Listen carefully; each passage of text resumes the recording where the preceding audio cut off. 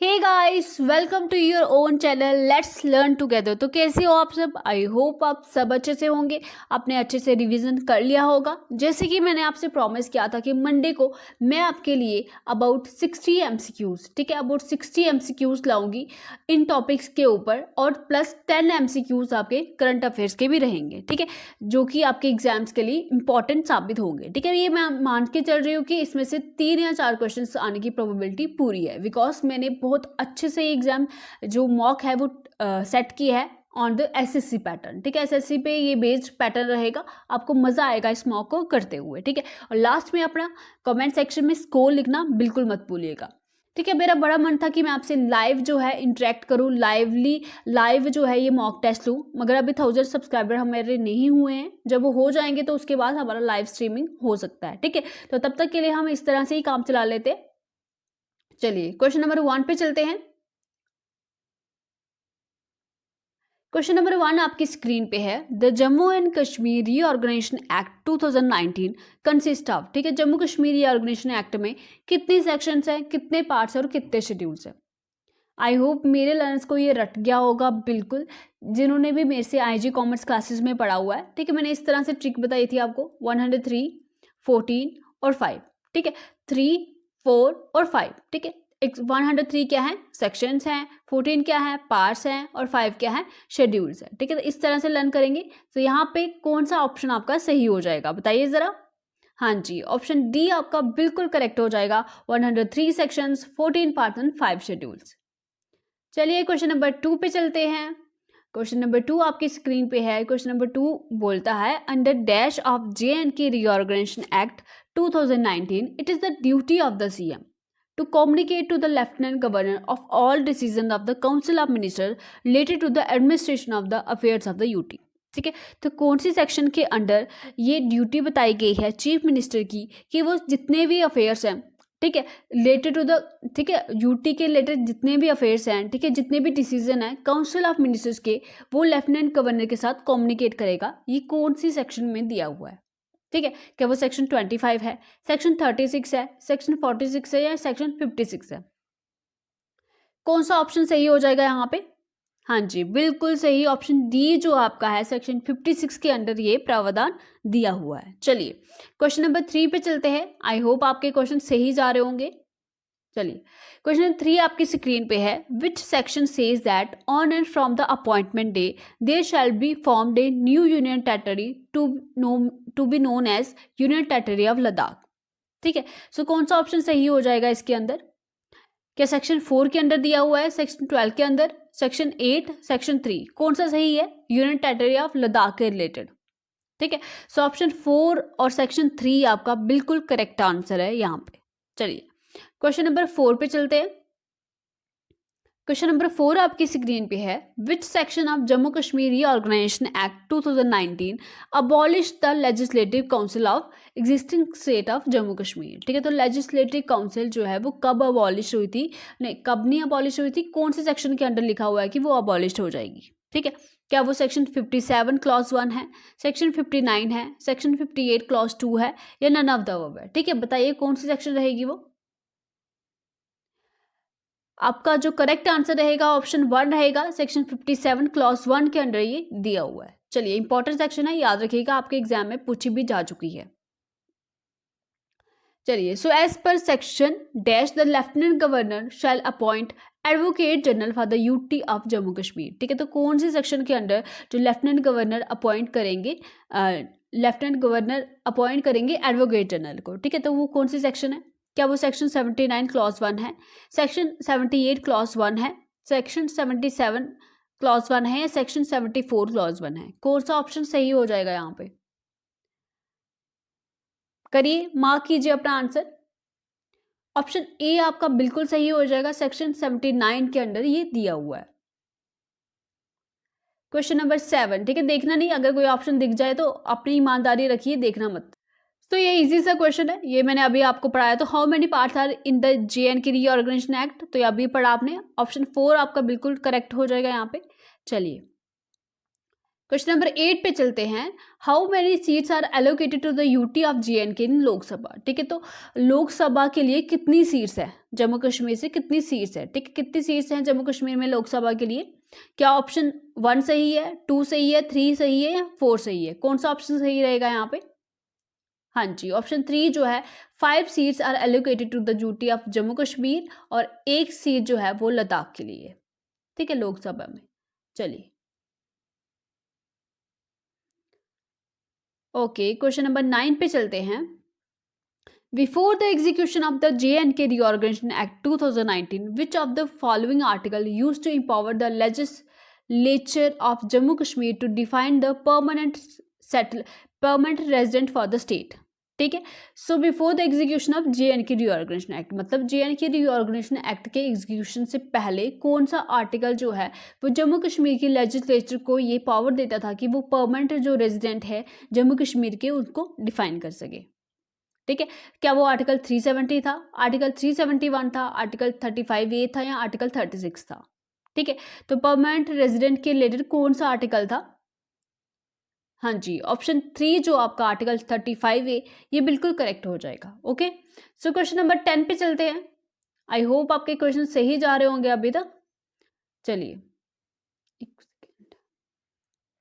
Question number 10 आपकी screen पे है। Which of the following statement regarding Jammu and Kashmir are correct. तो इनमें से कौन सी जो स्टेटमेंट है वो जम्मू कश्मीर के रिलेटेड करेक्ट है। ठीक है, so Jammu and Kashmir was a princely state under the British paramountcy. क्या ये स्टेटमेंट सही है। The people of the princely states were state subjects and not British colonial subject. ठीक है, क्या ये वाली स्टेटमेंट सही है। The accession of Jammu Kashmir to the Indian Union happened on the 26 October 1947। क्या ये स्टेटमेंट सही। ठीक है, सो ये तीनों की तीनों स्टेटमेंट आपकी बिल्कुल सही है। ठीक है, सो ऑप्शन कौन सा हो जाएगा यहाँ पे, ऑप्शन डी आपका करेक्ट हो जाएगा। फर्स्ट, सेकेंड एंड थर्ड तीनों की तीनों करेक्ट है। ठीक है, आपको ये डेट याद ही होगी। ठीक है, 26 अक्टूबर 1947 जब जम्मू कश्मीर को इंडिया में असीड किया गया था। ठीक है, तो चलिए क्वेश्चन नंबर हमारा 11 पे चलते हैं। क्वेश्चन नंबर 11 आपकी स्क्रीन पे है। अभी जम्मू कश्मीर के रिलेटेड जितने भी MCQs थे वो कवर हो चुके हैं। अब हमारा ट्रांसपोर्ट और कम्युनिकेशन चलेगा। ठीक है, सो क्वेश्चन नंबर 11 आपकी स्क्रीन पे है। The Indian Railways has introduce the first Kisan rail between which of the following station. ठीक है, तो पहली किसान रेल जो इंडियन रेलवेज ने चलाई थी वो कौन से 2 स्टेशन के बीच में चलाई थी। चलिए ऑप्शन मार्क कीजिए। क्या ऑप्शन A सही है, B सही है, C सही है या D सही है, बताइए ज़रा। मार्क कीजिए अपना आंसर, सोच समझ के आंसर दीजिए, नहीं तो -0.25 हो जाएगा। ओके, चलिए मार्क कीजिए अपना आंसर। ऑप्शन A आपका बिल्कुल सही हो जाएगा। देवलाली इन महाराष्ट्र टू दानापुर इन बिहार में ये पहली किसान रेल जो चलाई गई थी इन 2 स्टेशन के बीच में। चलिए क्वेश्चन नंबर 12 पे चलते हैं। क्वेश्चन नंबर 12 बोलता है कि पारादीप पोर्ट जो है वो located on the delta of which river. ठीक है, तो कौन सी रिवर के डेल्टा पे ये लोकेटेड है। ठीक है, मैंने आपके पोर्ट्स के बारे में बताया था कि आपको पोर्ट्स जो है वो लर्न करने हैं कहाँ पे इनके लोकेशन है। तो ये थोड़ा सा ट्विस्ट है, अगर आपको थोड़ा सा भी पता होगी पारादीप पोर्ट कौन सी स्टेट में और वहाँ पे कौन सी नदी जो बहती है वो आपको पता चल जाएगा। ठीक है, हमें पता है कि पारादीप पोर्ट कहाँ पे है, उड़ीसा में। ठीक है, तो उड़ीसा में कौन सी नदी बहती है, महानदी के डेल्टे पे पारादीप पोर्ट लोकेटेड है। ठीक है, ऑप्शन C आपका बिल्कुल करेक्ट हो जाएगा। क्वेश्चन नंबर 13 पे चलते हैं। Which railway station has been renamed as Deen Dayal Upadhyay station. ठीक है, तो कौन से रेलवे स्टेशन को जो नाम बदल के दीन दयाल उपाध्याय स्टेशन रख दिया गया है। क्या वो मुगल सराय रेलवे स्टेशन है, क्या वो सोनभद्रा रेलवे स्टेशन है, क्या वो बनारस रेलवे स्टेशन है या प्रयागराज जंक्शन है, कौन सा ऑप्शन सही हो जाएगा यहाँ पे। मार्क कीजिए अपना आंसर। ऑप्शन A यहाँ पे बिल्कुल करेक्ट हो जाएगा। मुगल सराय रेलवे स्टेशन का नाम ही बदल के दीनदयाल उपाध्याय रेलवे स्टेशन रख दिया हुआ है। ठीक है, क्वेश्चन नंबर 14 पे चलते हैं। National highway 66 previously known as. ठीक है, नेशनल हाईवे 66 को पहले क्या कहा जाता था। ठीक है, ऑप्शन A है यहाँ पे नेशनल हाईवे 7, ऑप्शन B है नेशनल हाईवे 17, ऑप्शन C है नेशनल हाईवे 6 या ऑप्शन D है नेशनल हाईवे 5। कौन सा ऑप्शन सही होगा, मार्क कीजिए आंसर। हाँ जी, ऑप्शन B बिल्कुल करेक्ट हो जाएगा। नेशनल हाईवे 66 का जो प्रीवियस नेम था वो था नेशनल हाईवे 17। चलिए क्वेश्चन नंबर 15 आपकी स्क्रीन पे है, विच port is the largest container port of the India. ठीक है, सबसे बड़ा कंटेनर पोर्ट इंडिया का कौन सा है? क्या वो जवाहरलाल नेहरू पोर्ट है, क्या वो चेन्नई पोर्ट है, टूटिकोरिन पोर्ट है, नन ऑफ द अबव है। ठीक है, ठीक है, तो पहले तो मुझे बताओ कि जवाहरलाल नेहरू जो पोर्ट है वो है कहाँ पे, और चेन्नई पोर्ट तो बताइए आपको तमिलनाडु में है, और टूटिकोरिन पोर्ट कहाँ पे है बताओ। ठीक है, टूटिकोरिन पोर्ट भी हमारा तमिलनाडु में ही है, और जवाहरलाल नेहरू पोर्ट हमारा मुंबई महाराष्ट्र में है। ठीक है, सो करेक्ट ऑप्शन यहाँ पे ऑप्शन ए हो जाएगा, जवाहरलाल नेहरू पोर्ट को ही लार्जेस्ट कंटेनर पोर्ट इंडिया का कहा जाता है। ठीक है वो लार्जेस्ट कंटेनर पोर्ट है इंडिया का Jawaharlal Nehru port. Okay, question number 16 आपकी स्क्रीन पे है, देखो ये एसएससी सीजीएल में आया भी और 2019 में, मैंने सब में नहीं लिखा है। ठीक है, तो आप मान के चलिए ये सारे के सारे आपके एग्जाम्स में क्वेश्चन आए हुए हैं। ठीक है, तो क्वेश्चन आपको देखिए पता चल रहा होगा। क्वेश्चन नंबर 16 आपकी स्क्रीन पे है, the highest railway station in India is located in the state of. ठीक है, सबसे ऊंचाई पे जो रेलवे स्टेशन है इंडिया में वो कहाँ पे लोकेटेड है, कौन सी स्टेट में लोकेटेड है? क्या वो सिक्किम में लोकेटेड है, उत्तर प्रदेश में लोकेटेड है, वेस्ट बंगाल में लोकेटेड है, या नागालैंड में लोकेटेड है? बताइए जरा।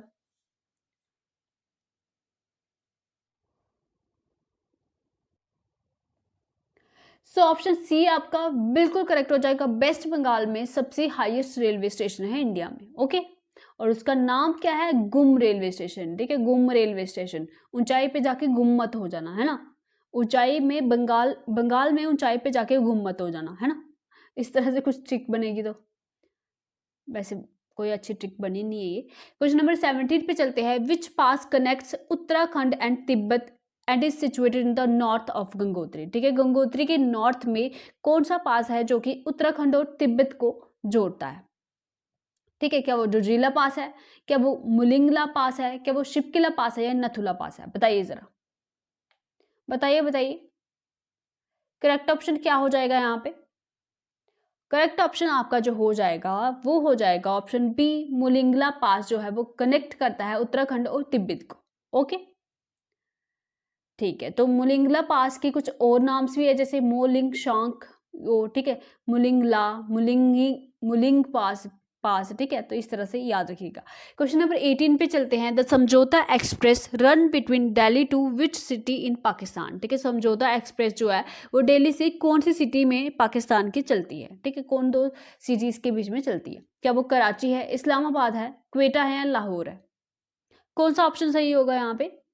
ऑप्शन डी आपका बिल्कुल करेक्ट हो जाएगा, ये दिल्ली से लाहौर तक चलती है। ठीक है, लगदी लाहौर दी, वो वाला सॉन्ग सुना ना, तो इस तरह से आप याद रखिएगा, Samjhauta Delhi to Lahore. Okay, question number 19, the importance of ring road for New Delhi. ठीक है, जो रिंग रोड बन रहा है उसकी इंपॉर्टेंस क्या है न्यू दिल्ली के लिए? क्या ये अवॉइड करेगा मेन सिटी सेंटर को? Heavy vehicles can avoid city centre, both A and B, या नन ऑफ द अबव? कौन सा आंसर यहाँ पे सही हो जाएगा? तो गाइस आज मैंने फास्ट भी रखा है बिकॉज नवरात्रि शुरू हो गए हैं, तो आज थोड़ा सा एनर्जी कम लग रही होगी। चलो, सो ऑप्शन सी यहाँ पे बिल्कुल करेक्ट हो जाएगा, both A and B option आपके सही है। ठीक है, तो एक तो ये अवॉइड करता है मेन सिटी सेंटर को, ठीक है, और हैवी व्हीकल जो है वो अवॉइड करते हैं सिटी सेंटर को, मतलब जो इतना जो ट्रैफिक होता है वो वहाँ पे कम होएगा। ओके, चलिए क्वेश्चन नंबर 20 की बात करते हैं। क्वेश्चन नंबर 20 आपकी स्क्रीन पे है, the headquarter of metro railway zone. ठीक है, मेट्रो रेलवे जोन का हेडक्वार्टर कहाँ पे है? क्या वो न्यू दिल्ली में है, मुंबई में है, कोलकाता है, चेन्नई है? कौन सा ऑप्शन सही हो जाएगा? करिए करिए मार्क। अभी तक कितने सही जा रहे हैं आपके क्वेश्चंस? ठीक है, 15+ जा रहे हैं। चलो कोई बात नहीं, जो आपको नए क्वेश्चंस लग रहे हैं वो अपने नोट्स में ऐड ऑन कीजिएगा और उनको रिवाइज कीजिएगा, और पीडीएफ की टेंशन लेने की आपको बिल्कुल भी ज़रूरत नहीं है। ठीक है, तो आपको ये पीडीएफ इजली वे में शाम तक मेरे टेलीग्राम चैनल पे मिल जाएगी, लिंक मैं आपको कमेंट सेक्शन में पिन डाउन कर दूंगी। ठीक है, और आल्सो मैंने एक ग्रुप भी बनाया हुआ है जहाँ पे मैं आईजी कॉमर्स क्लासेस में जो टॉपिक्स पढ़ाती हूँ उसकी भी आपको पीडीएफ मिल जाती है, और मेरी जो पीडीएफ है वो भी वहाँ पे मिल जाती है। वहाँ पे और कोई मैसेज नहीं होता बिकॉज बच्चों को पीडीएफ एक्सेस करने में प्रॉब्लम होती है, तो वहाँ पे अगर आप जुड़ोगे वो देखोगे तो वहाँ पे मैंने सिर्फ पीडीएफ ही प्रोवाइड की हुई है। ठीक है, तो आप भी जुड़ सकते हो और फ्रीली पीडीएफ को एक्सेस कर सकते हो। ठीक है, करेक्ट ऑप्शन यहाँ पे हो जाएगा ऑप्शन सी, कोलकाता में। ओके, चलिए, there are no politics divide of religion is stated by, ठीक है, there are no politics divide of religion is stated by, ठीक है। तो ये वाक्य, ये स्टेटमेंट किसने कहा था? क्या ये नेहरू जी ने कहा था, गांधी जी ने कहा था, विनोबा भावे ने कहा था, जयप्रकाश नारायण जी कहा, जयप्रकाश नारायण जी ने कहा था, ठीक है। सो अभी आपका फ्रीडम स्ट्रगल स्टार्ट हो गया है, ठीक है। अभी ट्रांसपोर्ट और कम्युनिकेशन के क्वेश्चंस खत्म हो गए। चलिए मार्क कीजिए अपना आंसर। ऑप्शन बी आपका बिल्कुल सही होगा, ये गांधी जी ने कहा था। ओके, चलिए क्वेश्चन नंबर 22 पे चलते हैं। क्वेश्चन नंबर 22 आपकी स्क्रीन पे है। देखो मैं अभी एक्सप्लेन नहीं कर रही हूँ बिकॉज ये मॉक हो रहा है, फिर बहुत लंबी वीडियो बन जाएगी। मैं चाहती हूँ कि आपको क्विक, आपको दिखे कि आपके टॉपिक्स में से किन किन पार्ट्स में से जो है क्वेश्चंस पूछे गए हैं और आपको कौन कौन से पार्ट को टच करना है, ठीक है। From wear did the Acharya Vinoba Bhave start the individual सत्याग्रह इन 1940, ठीक है। तो कौन सी जगह से आचार्य विनोबा भावे ने इंडिविजुअल सत्याग्रह की जो है वो आरंभ किया था 1940 में? क्या वो नेडियाड इन गुजरात था, पवनार इन महाराष्ट्र था, अद्यार इन तमिलनाडु था, या गुंटूर इन आंध्र प्रदेश था? बताइए कौन सा ऑप्शन सही होगा। तो जो आपका करेक्ट ऑप्शन है वो आपने मार्क किया। चलिए ऑप्शन बी यहाँ पे बिल्कुल करेक्ट हो जाएगा। पावनार इन महाराष्ट्र से उन्होंने इंडिविजुअल सत्याग्रह को शुरू किया था 1940 में। क्वेश्चन नंबर 23 पे चलते हैं। क्वेश्चन नंबर 23 आपकी स्क्रीन पे है। इंडिया विंस फ्रीडम, ठीक है। India wins freedom is the autobiography of, ये किसकी ऑटोबायोग्राफी है? क्या ये अब्दुल कलाम आज़ाद की है, क्या ये मोहम्मद अली की है, जाकिर हुसैन की है, सैयद अहमद खान की है? ठीक है, अब्दुल नहीं होगा शायद, अबुल कलाम होगा, ठीक है। करेक्ट कर लीजिएगा, अबुल होगा यहाँ पे। सही करेक्ट जो करेक्ट आंसर इसका वो क्या हो जाएगा? अबुल कलाम आज़ाद है, ठीक है। मैं पीडीएफ में करेक्ट कर लूंगी, यहाँ पे अभी कंसीडर कीजिएगा ये अब्दुल नहीं है, अबुल है, ठीक है, अबुल, याद रखिएगा। ऑप्शन ए यहाँ पे करेक्ट हो जाएगा। इंडिया विंस फ्रीडम जो है वो अबुल कलाम आज़ाद जी की ऑटोबायोग्राफी है, ठीक है। करेक्ट कर लूंगी मैं इसको। चलिए क्वेश्चन नंबर 24 आपकी स्क्रीन पे है। Provincial autonomy was one of the important feature of the act of, ठीक है। प्रोविंशियल जो ऑटोनॉमी थी वो कौन, किस एक्ट का इंपॉर्टेंट फीचर था?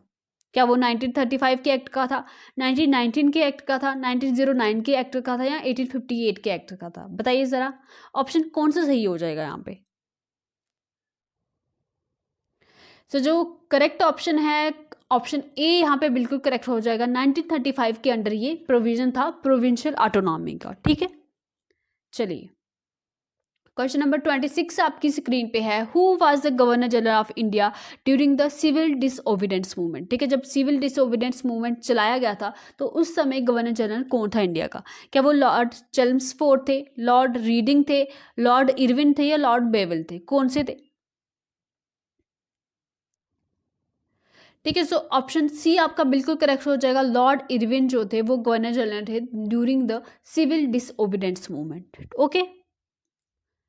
तो क्वेश्चन नंबर 27 पे चलते हैं। क्वेश्चन नंबर 27 आपकी स्क्रीन पे है। वेयर वाज आज़ाद हिंद फौज सेटअप, ठीक है। तो आज़ाद हिंद फौज जो है वो कहाँ पे सेटअप की गई थी? क्या वो जापान में सेट की गई थी, बर्मा में की गई थी, सिंगापुर में की गई थी, या इंग्लैंड में की गई थी? ठीक है, सो करेक्ट ऑप्शन यहाँ पे क्या हो जाएगा? एक सेकेंड, चलो करेक्ट ऑप्शन यहाँ पे हो जाएगा आपका ऑप्शन सी, सिंगापुर में आज़ाद हिंद फौज सेटअप की गई थी, ठीक है। चलिए क्वेश्चन नंबर 28 आपकी स्क्रीन पे है। Question number 28 says that who among the following is the author of the book the Indian struggle, ठीक है। तो इंडियन स्ट्रगल के जो ऑथर है वो कौन थे? क्या वो मौलाना अबुल कलाम थे? ठीक है, उनका करेक्ट नाम यही है, मौलाना अबुल कलाम आज़ाद, है ना, अबुल कलाम है उनका नाम। जयप्रकाश नारायण, सुभाष चंद्र बोस, मानवेंद्र नाथ रॉय, ये किसकी बुक है ये? ठीक है, किसने लिखी थी द इंडियन स्ट्रगल? बताइए जरा। सो जो करेक्ट ऑप्शन आपका हो जाएगा वो हो जाएगा ऑप्शन सी, सुभाष चंद्र बोस जी ने ये बुक लिखी थी द इंडियन स्ट्रगल, ठीक है। चलिए क्वेश्चन नंबर 29 आपकी स्क्रीन पे है। Who was the president of Indian National Congress at the time of partition of India? ठीक है, ये क्वेश्चन इस तरह से भी आ सकता है कि जब हम who was the president of India during the independence, ठीक है। तो इस तरह से बन के आ सकता है, या ऐसे भी बन के आ सकता है कि at the time of partition of India उस समय प्रेसिडेंट जो इंडियन नेशनल कांग्रेस का था वो कौन था? क्या वो पंडित जवाहरलाल नेहरू थे, क्या वो सरदार वल्लभ भाई पटेल थे, क्या मौलाना अबुल कलाम आज़ाद थे, या आचार्य JB कृपलानी थे? कौन सा हो जाएगा, बताइए जरा ऑप्शन। ऑप्शन डी आपका बिल्कुल करेक्ट हो जाएगा। JB कृपलानी उस समय INC के प्रेसिडेंट थे। चलिए क्वेश्चन नंबर 30 आपकी स्क्रीन पे है। From which station in South Africa Gandhi was thrown out of the train, ठीक है, गांधी जी कर दीजिएगा यहाँ पे। Okay, from which state in South Africa Gandhi ji was thrown out of the train, ठीक है, कौन से स्टेशन से, जो साउथ अफ्रीका के कौन से स्टेशन से गांधी जी को ट्रेन से बाहर निकाल दिया गया था, ठीक है। जब कुछ अंग्रेज आए थे तो फर्स्ट क्लास में वो बैठे हुए थे, तो वो बोलते थे कि ये ब्लैक जो पीपल है वो नहीं बैठ सकते यहाँ पे, सिर्फ गोरे लोग ही बैठ सकते हैं, ठीक है। तो कौन सा स्टेशन था, क्या वो नटल था, जोहन्सनबर्ग था, पीटर मैरिट्सबर्ग था, या दुर्बन था, ठीक है। क्या था वो, नेटल था, जोहन्सबर्ग था, पीटर मैरिट्सबर्ग था, कौन सा था, दुर्बन था, कौन सा था। नाम थोड़े अजीब ही है इसके वैसे। ऑप्शन सी आपका बिल्कुल करेक्ट हो जाएगा यहाँ पे, ठीक है। सो ऑप्शन सी के साथ याद रखिएगा आप, ठीक है। तो ये घटना हुई कब थी, 1893 में हुई थी। चलिए क्वेश्चन नंबर 31 पे चलते हैं। Which was the only session of the Indian National Congress presided by the Mahatma Gandhi, ठीक है। तो कौन सा, सिर्फ एक ही सेशन में जो गांधी जी हैं वो प्रेसिडेंट बने थे इंडियन नेशनल कांग्रेस के, ठीक है। जो डिफरेंट सेशन होते थे उनके डिफरेंट डिफरेंट प्रेसिडेंट बनते थे ना, तो जो इंडियन नेशनल कांग्रेस की सिर्फ इकलौता सेशन ऐसा था जहाँ पे महात्मा गांधी जी ने एज ए प्रेसिडेंट एक्ट किया था। क्या वो इलाहाबाद का सेशन था, गुवाहाटी का था, बेलगांव का था, या काकीनाडा का था, कौन सा था, करेक्ट ऑप्शन सी बताइए मुझे, ठीक है। अच्छा बताइए उस समय डेट क्या थी, कौन सा ईयर था उस समय, ठीक है। आई थिंक 1924 में ये सेशन कंडक्ट हुआ था, और ऑप्शन सी बेलगांव में कंडक्ट हुआ था, ठीक है, याद रखेंगे 1924 में और बेलगांव में only session conducted by Gandhi ji, ठीक है। 1925 में कौन प्रेसिडेंट बना था फिर, ठीक है, सरोजिनी नायडू जी, ठीक है। ये कुछ सेशन से आपको प्रेसिडेंट पता होने चाहिए, जैसे पहला जो INC का सेशन हुआ था उस समय प्रेसिडेंट कौन थे, ठीक है। इंपॉर्टेंट सेशन के आपको पता होना चाहिए, ठीक है। INC के पहले प्रेसिडेंट कौन थे, पहला सेशन हुआ था, कमेंट सेक्शन में मुझे आंसर चाहिए, ठीक है। चलिए question number 32, which of the following valleys lies between the Dhauladhar and Pir Panjal, ठीक है। दौलाधर और पीर पंजाल के बीच में कौन सी वैली लाई करती है, क्या वो बला वैली है, क्या बाराबंगल वैली है, क्यारा धुन वैली है, या पाबर वैली है, बताइए कौन सा ऑप्शन यहाँ पे सही हो जाएगा। तो यहाँ पे जो करेक्ट ऑप्शन हो जाएगा ऑप्शन बी हो जाएगा, बाराबंगल वैली, ठीक है। क्वेश्चन नंबर 33 आपकी स्क्रीन पे है। Question number 33 says that the state with the largest area under wasteland, ठीक है, वो स्टेट जहाँ पे बहुत सारी वेस्टलैंड है, लार्जेस्ट एरिया अंडर वेस्टलैंड है, वो कौन सी है, क्या वो गुजरात है, मध्य प्रदेश है, जम्मू कश्मीर है, या राजस्थान है, कौन सा ऑप्शन सही हो जाएगा यहाँ पे बताओ। चलिए मार्क कीजिए अपना आंसर। तो ऑप्शन डी आपका बिल्कुल करेक्ट हो जाएगा। राजस्थान में सबसे ज्यादा जो एरिया है वो अंडर वेस्टलैंड है, ठीक है। क्वेश्चन नंबर 34 आपकी स्क्रीन पे है। चलिए इंपॉर्टेंट क्वेश्चन है। The part of the Himalayas lying between Sutlej and Kali river, ठीक है, सतलुज और काली रिवर्स के बीच में कौन से हिमालय लाया करते हैं, बताइए जरा। क्या वो कुमाऊं हिमालयस है, असम हिमालयस है, पंजाब हिमालयस है, कश्मीर हिमालयस है, कौन से हिमालयस लाया करते हैं बताइए। देखिए ये फिजियोग्राफी से आ रहा है, आपका physiography and physical divisions of India से क्वेश्चन आ रहा है, बताइए जरा, आपने रिवाइज किया होगा। सो ऑप्शन ए आपका बिल्कुल करेक्ट हो जाएगा। कुमाऊं हिमालय जो है सतलुज और काली के रिवर्स के बीच आता है, ठीक है। क्वेश्चन नंबर 35 पे चलते हैं। क्वेश्चन नंबर 35 आपकी स्क्रीन पे है। The part of the Himalayas between Teesta and Dihang river, देखो अभी हमने सतलुज और काली रिवर के बारे में पढ़ा, अभी हम तिस्ता और दिहांग रिवर के बारे में पढ़ रहे हैं, इसके बीच में कौन से हिमालयास पड़े। और अगर आपको पता हो ये तिस्ता और दिहांग जो है रिवर किसकी ट्रिब्यूटरीज है, बताइए जरा मुझे, किसकी ट्रिब्यूटरीज है ये। हाँ जी, ब्रह्मपुत्र की ट्रिब्यूटरीज है ये। और आप थोड़ा अंदाजा लेके यहाँ पे आंसर मार्क कर सकते हो, ठीक है। तो जम्मू तो आएगा नहीं यहाँ पे, ठीक है, कश्मीर भी नहीं आएगा। तो कौन सा ऑप्शन सही हो जाएगा यहाँ पे, ऑप्शन कौन सा सही हो जाएगा बताइए जरा। ऑप्शन सी आपका बिल्कुल करेक्ट हो जाएगा, असम हिमालयास इन दोनों के बीच पड़ते हैं। ओके सो आगे है कुछ statement based question. Okay important है, इस तरह के क्वेश्चन आपके एसएससी में आते हैं और आए भी हुए हैं, मैंने वहीं से क्वेश्चन लिए हुए हैं। चलिए, सो क्वेश्चन नंबर 1 है, Nepal share its international boundary with India, China and Bangladesh. क्या नेपाल इंडिया, चाइना और बांग्लादेश तीनों के साथ बाउंड्री शेयर करता है? ठीक है, बताइए जरा, बांग्लादेश के साथ करता है या नहीं करता है?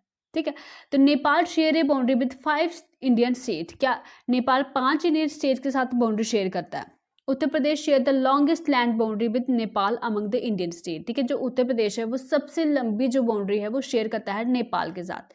कौन सा ऑप्शन यहाँ पे सही हो जाएगा, बताइए जरा। ठीक है, आई थिंक, ओहो एक सेकेंड, आंसर दिख जाएगा आपको। ओके, तो यहाँ पे करेक्ट नहीं है, यहाँ पे इनकरेक्ट पूछा है, याद रखिएगा, यहाँ पे इनकरेक्ट आपको स्टेटमेंट ढूंढनी है। ठीक है, करेक्ट वाली नहीं, इनकरेक्ट जो है। ठीक है, सो जो ये वाली लाइन है, Nepal shares A boundary with 5 Indian state, तो ये बिल्कुल सही है, तो ये आपका ऑप्शन नहीं होगा। ठीक है, तो सेकंड वाला जो है वो क्रॉस हो जाता है यहाँ पे, तो 2 ही ऑप्शन बचते हैं। ऑप्शन डी आपका बिल्कुल करेक्ट हो जाएगा, क्योंकि नेपाल जो है वो बांग्लादेश के साथ बाउंड्री शेयर नहीं करता है। ठीक है, और जो लॉन्गेस्ट बाउंड्री है आई थिंक वो बिहार के साथ शेयर करता है नेपाल सबसे ज्यादा। यहाँ पे देखिए, यहाँ पे है नेपाल। ठीक है, ये है नेपाल, और 5 स्टेट्स के साथ ये बाउंड्री शेयर करता है। ये हो गया उत्तराखंड, ये यूपी, ये बिहार, ये सिक्किम, और ये वेस्ट बंगाल के साथ भी शेयर करता है। ठीक है, 5 स्टेट के साथ बाउंड्री शेयर करता है। और देखो, बांग्लादेश यहाँ से टच ही नहीं करता नेपाल को, है ना। यहाँ पे आगे ऊपर क्या आ रहा है, वेस्ट बंगाल आ रहा है, तो बांग्लादेश टच नहीं कर पाता है। ठीक है, चलिए क्वेश्चन नंबर 37 पे चलते हैं। क्वेश्चन नंबर 37 आपकी स्क्रीन पे है। Question number 37, Daringbadi hill station is located in the Indian state of. ठीक है, जो डेरिंगबादी, ठीक है, दरिंगबादी कुछ भी बोलिए, ये हिल स्टेशन कहाँ पे लोकेटेड है? ये मैंने आपको शायद एमसीक्यू अपने टेलीग्राम चैनल पे भी पोस्ट किया था। ठीक है, जो मेरे साथ जुड़े होंगे उनको पता होगा, वहाँ पे मैं क्वेश्चंस पोस्ट करती रहती हूँ, इंपॉर्टेंट जो होते हैं। सो ऑप्शन, ओहो ये ऑप्शन, ये रिपोर्ट कहाँ से आया? ठीक है, इसको इग्नोर कीजिएगा। ऑप्शन बी यहाँ पे है वेस्ट बंगाल, सी केरला, और डी उड़ीसा। कौन सा ऑप्शन सही हो जाएगा? दरिंगबादी हिल स्टेशन कहाँ पे लोकेटेड है? ठीक है, ऑप्शन डी आपका बिल्कुल करेक्ट हो जाएगा। दरिंगबादी हिल स्टेशन जो है वो उड़ीसा में सिचुएटेड है। क्वेश्चन नंबर 38 आपकी स्क्रीन पे है। An island between India and Sri Lanka is. ठीक है, एक आइलैंड जो इंडिया और श्रीलंका के बीच में है वो कौन सा आइलैंड है? क्या वो कच्चटीवू है, क्या वो दीवार है, चुराओ है, या नन है? कौन सा ऑप्शन सही हो जाएगा यहाँ पे? हाँ जी, ऑप्शन ए आपका बिल्कुल करेक्ट हो जाएगा। जो आइलैंड है इंडिया और श्रीलंका के बीच में, दैट इज कच्चटीवू। ओके, चलिए क्वेश्चन नंबर 39 आपकी स्क्रीन पे है। Valley of Kashmir is situated between. ठीक है, तो वैली ऑफ कश्मीर किसके बीच में सिचुएटेड है? क्या वो कांगड़ा और धौलाधर रेंज के बीच में सिचुएटेड है? क्या वो पीर पंजाल और हिमाद्री रेंज के बीच में सिचुएटेड है? महाभारत एंड धौलाधर रेंज के बीच में सिचुएटेड है? या पीर पंजाल एंड महाभारत रेंज के बीच में सिचुएटेड है? बताइए जरा, कौन सा ऑप्शन यहाँ पे सही होगा? ठीक है, लगाइए अपना सही आंसर। ठीक है, ऑप्शन बी आपका बिल्कुल करेक्ट हो जाएगा। पीर पंजाल और हिमाद्री रेंज के बीच में वैली ऑफ कश्मीर सिचुएटेड है। चलिए जी, क्वेश्चन नंबर 40 आपकी स्क्रीन पे है। Which among the following is the smallest district of India. ठीक है, तो इसमें से इन डिस्ट्रिक्ट में से कौन सी डिस्ट्रिक्ट जो है वो सबसे छोटी डिस्ट्रिक्ट है इंडिया में? क्या वो माही डिस्ट्रिक्ट है, रामबन है, गुंटूर है, या नन है? ठीक है, नन कोई डिस्ट्रिक्ट नहीं है, नन ऑफ द मतलब इनमें से कौन सा भी आंसर सही नहीं है। ठीक है, तो कौन सा ऑप्शन सही हो जाएगा यहाँ पे? ऑप्शन ए आपका बिल्कुल करेक्ट हो जाएगा। माही डिस्ट्रिक्ट जो है वो सबसे छोटी डिस्ट्रिक्ट है इंडिया की। क्वेश्चन नंबर 41 पे चलते हैं। क्वेश्चन नंबर 41 आपकी स्क्रीन पे है। देखो, यहाँ पे एग्जाम में क्वेश्चन आया भी हुआ है, सारे ही आए हुए हैं बेसिकली, मैंने कम में ही लिखा हुआ है। चलिए बताइए मुझे, Surma river also known as Barak river originate in the. तो ये कहाँ से ओरिजिनेट करती है? क्या ये पटकाई बूम हिल से करती है, नागा हिल से करती है, मणिपुर हिल से करती है, या मिजो हिल से करती है? बताइए जरा, कौन सा ऑप्शन यहाँ पे सही हो जाएगा? मार्क कीजिए अपना आंसर। ओके, चलिए ऑप्शन सी यहाँ पे आपका बिल्कुल करेक्ट हो जाएगा। मणिपुर हिल से ये ओरिजिनेट करती है। ओके, क्वेश्चन नंबर 42 आपके स्क्रीन पे है। देखो, ये भी आया हुआ है। The Musi and Bhima are tributaries of the river dash. ठीक है, मतलब मूसी और भीमा जो है वो कौन सी रिवर की ट्रिब्यूटरीज है? क्या वो ब्रह्मपुत्रा का क्या बोल रही हूँ मैं, ब्रह्मपुत्रा रिवर की ट्रिब्यूटरीज हैं, महानदी की, कृष्णा की या कावेरी की? बताइए जरा,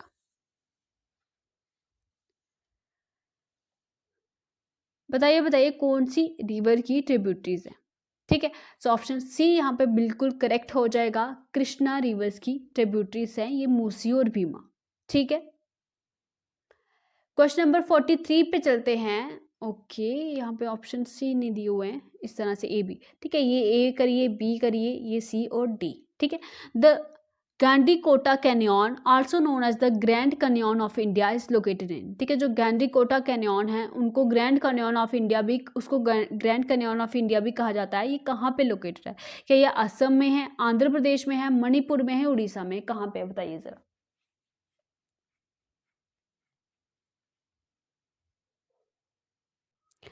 सो उससे पहले, आंसर देने से पहले मुझे ये बताइए कैनियन होता क्या है? ठीक है, कैनियन क्या होता है? एक वैली टाइप, ठीक है, डीप वैली टाइप बन जाती है। ठीक है, माउंटेन्स में जब रिवर इरोड करती है माउंटेन को, ठीक है, बीच में एक ऐसे डीप वैली टाइप बन जाती है ना, तो उसको बोलते हैं कैनियन। ठीक है, तो Gandikota canyon also known as the Grand Canyon of India, ये कौन सी स्टेट में लोकेटेड है? क्या असम में है, आंध्र प्रदेश में है, मणिपुर में है, उड़ीसा में?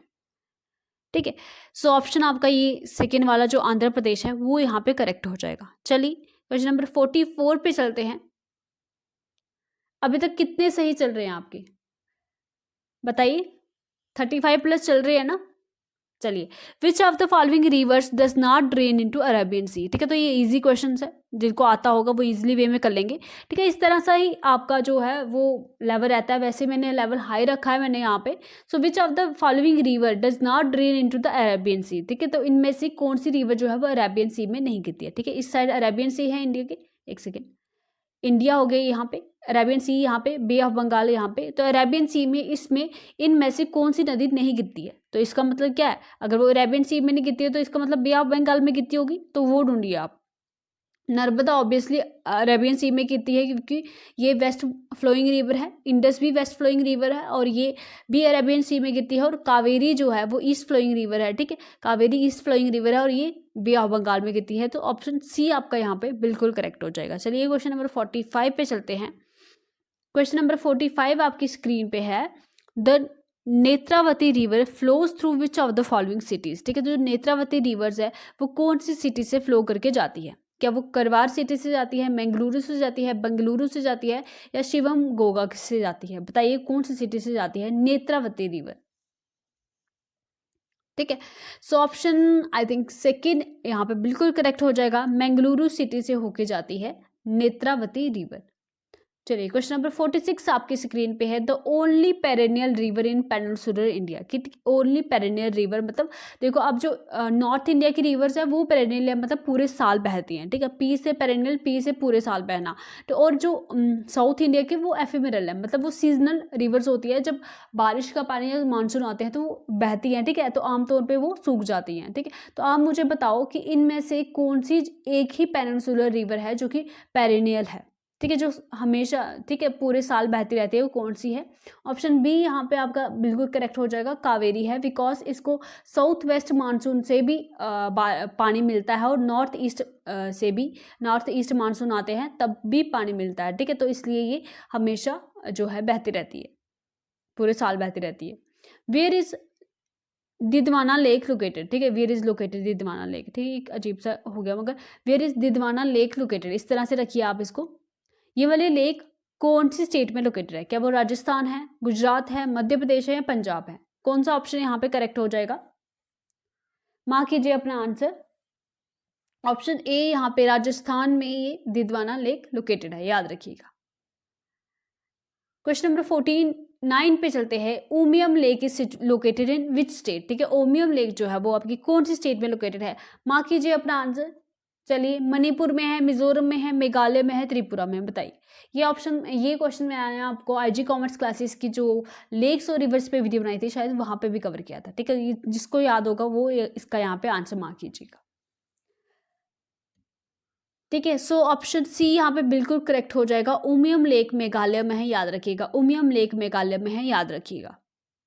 अच्छा, तब तक आपके लिए एक क्वेश्चन है। मुझे ये बताओ कि जो हमारा ठीक है 20 रुपीज़ का नोट है, ठीक है। जो 20 रुपीज़ का नोट है वो उसके ऊपर किसकी आकृति बनी हुई है, ठीक है। पिक्चर लगी होती है ना किसी किसी की, जैसे ₹10 पे जो है वो कोणार्क सन टेम्पल है, ₹100 पे जो है रानी का बाव है, ठीक है। जिसको पता होगा ₹20 पे क्या है वो कमेंट सेक्शन पे मुझे लिख के बताएगा। Okay, question number 50। Question number 50 आपकी स्क्रीन पे है। चलो, ओहो, question number 50, Jawahar Sagar, Rana Pratap Sagar and Gandhi Sagar reservoir are built on which river, ठीक है। कौन सी रिवर पे ये लोकेटेड हैं, किसकी रिवर, कौन सी रिवर पे ये बनाए गए हैं?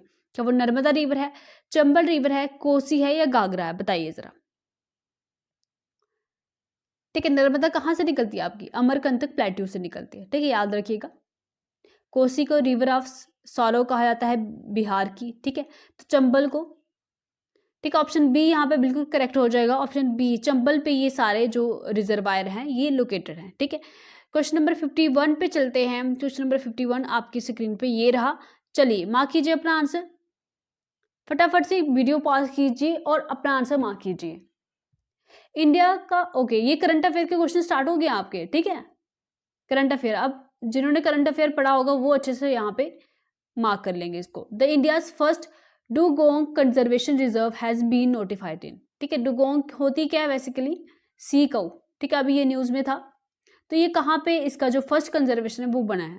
क्या वो तमिलनाडु में है, असम में है, केरला में है, वेस्ट बंगाल में है? कौन सी स्टेट में बनाया गया बताइए जरा। तो तमिलनाडु में ये इंडिया का पहला ड्यूगोंग कंजर्वेशन रिजर्व बनाया गया है। ओके, और ये हर्बीवोर होती है, ठीक है, सी काऊ के नाम से इसको जानते हैं। ऑप्शन, ओके, क्वेश्चन नंबर 52 आपकी स्क्रीन पे है। Jammu Kashmir lieutenant governor Manoj Sinha has inaugurated Kashmir first multiplex in the Sonwar area of, ठीक है। तो कश्मीर का पहला मल्टीप्लेक्स जो उन्होंने लॉन्च किया है वो सोनवार एरिया ऑफ कौन सी जगह पे किया है, ठीक है। क्या वो श्रीनगर में, बारामूला में, अनंतनाग में, ठीक है। तो कश्मीर में किया है तो जम्मू तो एलिमिनेट हो जाएगा। अब इनमें से बताइए आंसर कौन सा होगा। तो ऑप्शन ए आपका बिल्कुल करेक्ट हो जाएगा। सोनवार एरिया श्रीनगर में मनोज सिन्हा जी ने कश्मीर का पहला मल्टीप्लेक्स जो सिनेमा है वहां पे इनॉग्रेट किया है। क्वेश्चन नंबर 53 आपकी स्क्रीन पे है। चलिए बताइए जरा। Swimmer Elvis Ali Hazarika has become the first from the North East to cross the North Channel, he is from which state, ठीक है। तो ये जो एल्विस अली हजारिका है ये पहले बन गए हैं, पहले भारतीय नहीं, पहले नॉर्थ ईस्ट के जो स्पोर्ट्स पर्सन बन गए हैं जिन्होंने क्रॉस किया है नॉर्थ चैनल, ठीक है। स्पोर्ट्स पर्सन मतलब कि जो भी, ठीक है, स्विमिंग करके जो क्रॉस करते हैं, तो नॉर्थ चैनल को क्रॉस करने वाले ये पहले बन गए हैं नॉर्थ ईस्ट से। तो ये कौन सी स्टेट से है? नॉर्थ ईस्ट की कौन सी स्टेट से है ये बताइए मुझे। क्या ये त्रिपुरा है, सिक्किम है, असम है या अरुणाचल प्रदेश है? बताइए जरा। ऑप्शन सी यहाँ पे बिल्कुल करेक्ट हो जाएगा, ये असम स्टेट से है। Okay, which country will host women Asia cup 2022? बताइए जरा, कौन सी कंट्री जो वुमेन एशिया कप 2022 को होस्ट करने जा रही है, ठीक है। सो ऑप्शन ए है आपका बांग्लादेश, बी है श्रीलंका, भूटान या इंडिया? बताइए जरा कौन सा ऑप्शन सही होगा। बड़े सारे बच्चे जिनको नहीं पता होगा वो इंडिया मार्क कर रहे होंगे यहाँ पे, पर मैं बता दूं इंडिया करेक्ट ऑप्शन नहीं है। चलो बताओ, इन तीनों में से बताओ, ठीक है। तो श्रीलंका की ऐसी सिचुएशन है ही नहीं अभी कि वो कोई भी कप अभी कोई हेल्ड कर सके, ठीक है, ऐसी सिचुएशन में वो है ही नहीं। तो बताइए जरा ऑप्शन ए और सी में बताइए कौन सा सही होगा। बांग्लादेश बिल्कुल सही है। बांग्लादेश जो है वो विमेन एशिया कप 2022 को होस्ट करने वाला है। ओके, सो क्वेश्चन नंबर 55 आपकी स्क्रीन पे है। Which Indian naval ship was decommission after 32 years of illustration and distribute service to the nation, ठीक है। तो ये वाली शिप अभी काफी न्यूज में थी, तो कौन सी शिप है? क्या ब्रह्मपुत्र? ओ माय गॉड, यहाँ पे मैंने ये ऑप्शन कुछ गलत हो गया, ठीक है। सो यहाँ पे मैं आपको ऑप्शन दे देती हूँ। INS निशांक, ठीक है। ऑप्शन, एक सेकेंड में यहाँ पे लिखती हूँ। ऑप्शन ए दिखिएगा इसका यहाँ पे, INS निशांक, INS अजय, इनमें से बताइए कौन सा है। यहाँ पे दिया भी हुआ है, ठीक है, यहाँ से ही मार्क कर लीजिए कौन सा ऑप्शन सही होगा। ऑप्शन सी यहाँ पे बिल्कुल करेक्ट हो जाएगा। अजय जो शिप है, ठीक है, उसको डीकमीशन किया गया है, मतलब अभी उसको सर्विस से हटा दिया गया है आफ्टर 32 ईयर्स ऑफ जो उन्होंने सर्विस दी है, ठीक है। तो बहुत इंपॉर्टेंट शिप रही है ये। चलो क्वेश्चन नंबर 56 पे चलते हैं। Bangladesh has defeated which of the following country to clinch maiden SAFF Women Championship title 2022। ठीक है, तो SAFF का जो वुमेन का चैंपियनशिप टाइटल है वो बांग्लादेश ने जीत लिया है, मगर कौन सी कंट्री को हरा के जीता है? क्या वो पाकिस्तान को हरा के जीता है, भूटान को, नेपाल को या ईरान को? बताइए जरा, कौन सी कंट्री को हरा के जीता है? ऑप्शन बी यहाँ पे बिल्कुल करेक्ट हो जाएगा, नेपाल को हरा के जीता है। ठीक है, क्वेश्चन नंबर 57 आपकी स्क्रीन पे है। चलिए, so what is the theme of the International Day of Peace that was observed on 21st of September 2022? ठीक है, 21st ऑफ सितंबर को क्या मनाया जाता है? इंटरनेशनल डे ऑफ पीस मनाया जाता है। ठीक है, तो उसका थीम क्या आ रहा है? ठीक है, the right to peace, the Universal Declaration of Human Rights at 70, recovering better for an equitable and sustainable world, climate action for peace या end racism and build peace. ठीक है, कौन सा ऑप्शन करेक्ट हो जाएगा यहाँ पे? ऑप्शन डी यहाँ पे बिल्कुल करेक्ट हो जाएगा, and racism and build peace. Question number 58 पे चलते हैं। क्वेश्चन नंबर 58 आपकी स्क्रीन पे है। Dash become the India's first sustainable tourist destination. ठीक है, तो जम्मू कश्मीर से है, ये इंपॉर्टेंट हो जाता है आपके एग्जाम में, क्योंकि ये इंडिया की पहली सस्टेनेबल टूरिस्ट डेस्टिनेशन बनी है। तो क्या ये स्काई व्यू पत्नी टॉप है, क्या गुलमार्ग है, मुगल गार्डन से है, टूलिप गार्डन है? कौन सा ऑप्शन सही हो जाएगा? सो ऑप्शन यहाँ पे ए बिल्कुल करेक्ट हो जाएगा, स्काई व्यू पत्नी टॉप जो है इंडिया का पहला सस्टेनेबल टूरिस्ट डेस्टिनेशन बन गया है। ठीक है, ओके, क्वेश्चन नंबर 59 पे चलते हैं। The dash district of Jammu division has become the first district in India to cover 100% household under the Ayushman Bharat Pradhanmantri Jan Arogya Yojana. ठीक है, प्रधानमंत्री जन आरोग्य योजना के अंदर 100% हाउस होल्ड को कवर करने वाला कौन सा डिस्ट्रिक्ट बन गया है? जम्मू डिवीजन का, याद रखिएगा। ठीक है, क्या वो सांबा है, कठुआ है, जम्मू है या उधमपुर है? कौन सा डिस्ट्रिक्ट है बताइए जरा। ठीक है, अभी मैं थक सी रही हूँ, चलो कोई बात नहीं, पूरा कर लेंगे इसको। सो ऑप्शन ए बिल्कुल करेक्ट हो जाएगा। सांबा डिस्ट्रिक्ट जो है वो ऐसा डिस्ट्रिक्ट बन गया है जम्मू कश्मीर का जिसने पूरे मतलब 100% हाउस होल्ड को आयुष्मान भारत प्रधानमंत्री जन आरोग्य योजना सेहत स्कीम के अंडर हाउस होल्ड को कवर कर दिया है। ठीक है,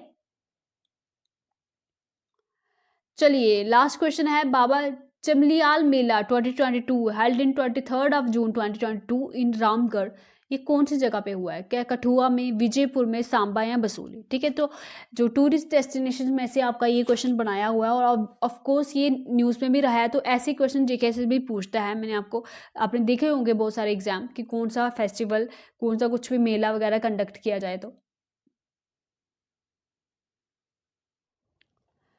तो कौन सा ऑप्शन सही हो जाएगा? हाँ जी, ऑप्शन सी सांबा बिल्कुल करेक्ट हो जाएगा, सांबा में ही ये कंडक्ट किया गया है। ठीक है, सो ये थे कुछ क्वेश्चंस। अपना जो स्कोर है वो कमेंट करना बिल्कुल मत भूलिएगा। ठीक है, कमेंट कीजिएगा स्कोर, सारे के सारे लर्नर्स, मैं चाहती हूँ सारे लर्नर्स अपना स्कोर जो है वो कमेंट करें। और thank you so much for watching the video. अगर आपने ये मॉक टेस्ट कंडक्ट किया है अच्छे से, तो आपका बहुत शुक्रिया, क्योंकि मैंने बहुत मेहनत से ये मॉक बनाया था, आप सबके लिए ही बनाया था। अगर आप ही नहीं देखोगे तो क्या मज़ा आएगा। ठीक है, सो आई होप आपने अच्छे से कवर किया होगा। और जो MCQs नए हैं, ये इंपॉर्टेंट है, आपके एग्जाम से पूछे गए हैं, प्लीज़ इसको नोट डाउन कर लीजिएगा। ठीक है, मैं करेक्शन करके आपको PDF दे दूंगी शाम तक, उसकी टेंशन आप बिल्कुल मत लीजिएगा। ठीक है, बाकी आप खुश रहिए, खुशियाँ बांटते रहिए और स्वस्थ रहिए। ठीक है, बाय, टेक केयर।